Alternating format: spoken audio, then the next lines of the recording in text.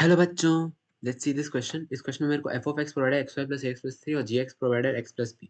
फिर capital F of X बोला है limit N tends to infinity F of X plus X square का power N into G X divided by one plus X square का power N. फिर बोला if F of X capital F of x is continuous at x equals to one and x equals to minus one then find the value of a square plus b square. तो सबसे पहले तो f of x जो capital F of x है इसको हम लोग evaluate करते हैं। तो इसको हम लोग को 2 कंडीशंस पे इवैल्यूएट करना होगा। वो कैसे होगा वो पहले हम बता देते हैं, फिर अपने आप सब समझ में आ जाएगा। पहले हम लोग देखते हैं कि जब मेरा मॉड x ग्रेटर देन 1 है या ग्रेटर देन इक्वल्स टू 1 है। तो जब मेरा mod x greater than equals to 1 होगा, तो मेरा हम बोल सकते हैं कि x स्क्वायर जो होगा या फिर पहले हम मॉड x लेस देन 1 ले लेते हैं। जब मेरा मॉड x लेस देन 1 होगा, तो मेरा हम बोल सकते हैं कि मेरा x स्क्वायर जो है वो लेस देन 1 होगा।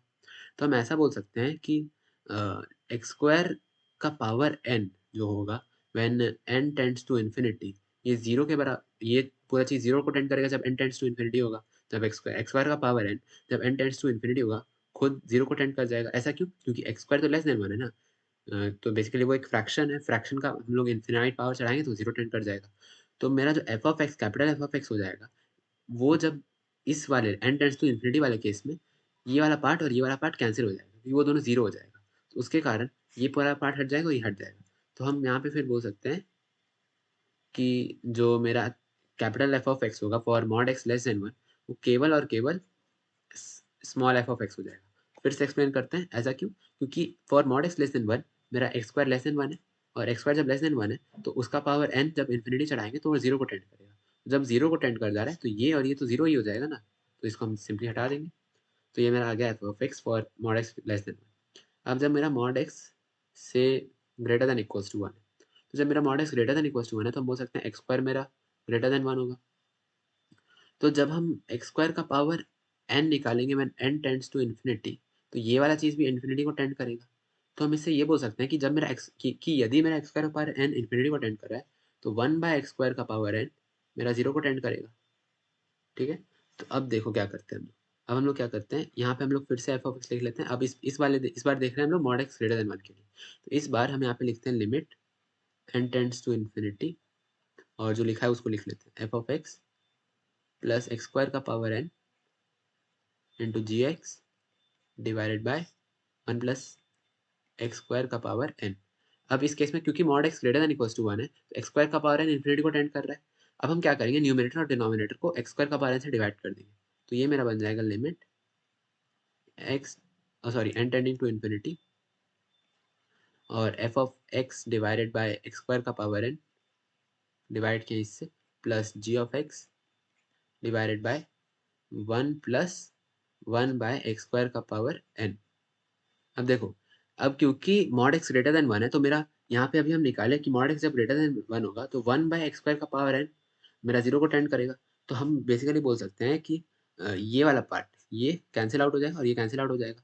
तो हम इससे बोल सकते हैं कि ये इक्वल्स टू मेरा आ जाएगा सिंपली, लिख देते हैं यहाँ पे जी ऑफ एक्स। और जी ऑफ एक्स कब आ रहा है, जब mod x greater than equals to 1 है। तो मैं फाइनली हम यहाँ पे लिख सकते हैं कैपिटल एफ ऑफ एक्स का definition. Capital F of x का डेफिनेशन हो जाएगा मेरा, सॉरी,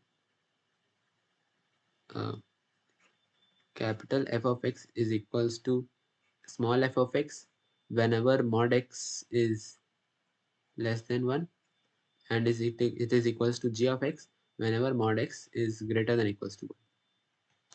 अब हम लोग इसको मॉड को भी हटा के फर्दर सिंप्लीफाई कर सकते हैं, तो वो काम भी यहीं पे कर देते हैं। इसको हम लिख सकते हैं जब मेरा मान लो x जो है लेस देन -1 है। तो जब मेरा x लेस देन -1 है, तो बेसिकली मेरा मॉड x जो ग्रेटर देन 1 है, तो मेरे को ये वाला चीज़ लेना होगा।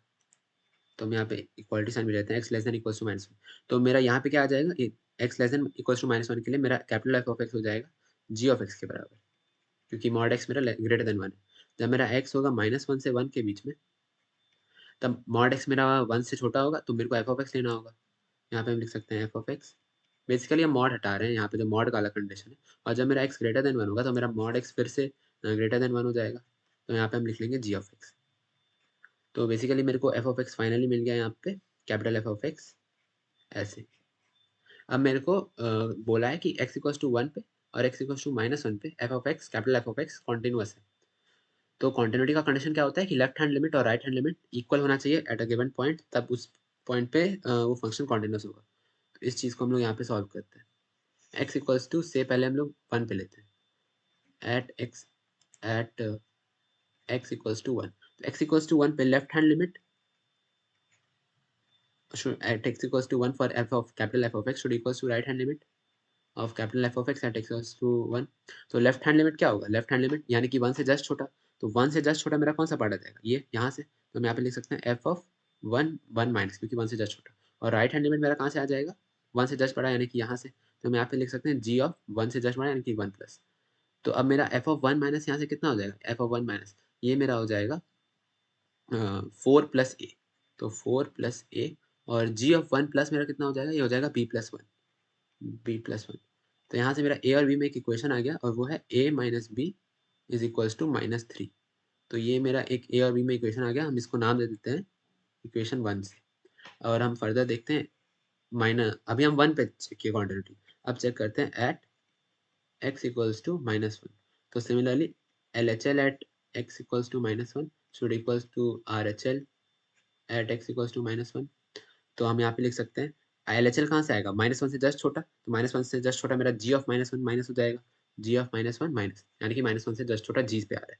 और यहाँ पे मेरा हो जाएगा f ऑफ, देखो -1 से जस्ट बड़ा मेरा यहाँ से आ जाएगा, क्योंकि -1 से 1 के बीच में f ऑफ x है, तो उससे जस्ट बड़ा मेरा f ऑफ f से आएगा, तो f ऑफ -1 प्लस, तो g ऑफ -1 माइनस अगर हम देखेंगे तो यहाँ से आ जाएगा मेरा b -1, तो b -1, और यहाँ से मेरा आ जाएगा इससे f ऑफ -1 प्लस मेरा ये आ जाएगा 4 माइनस ए, 4 माइनस ए। तो यहाँ से मेरा a प्लस बी का वैल्यू आ जाएगा 5 के, तो इसको हम नाम दे देते हैं इक्वेशन 2।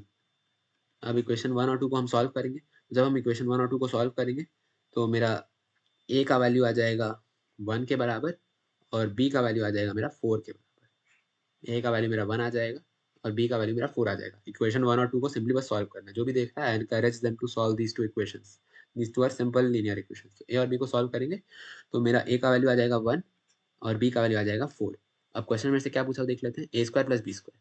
तो हम यहाँ पे लिख सकते हैं a square plus b square is equals to 1 plus 16 is equals to 17। तो यही मेरा फाइनल आंसर है। तो हम यहाँ पे लिख सकते हैं is equals to 17। This is my final answer. I hope everyone got the solution. Thank you.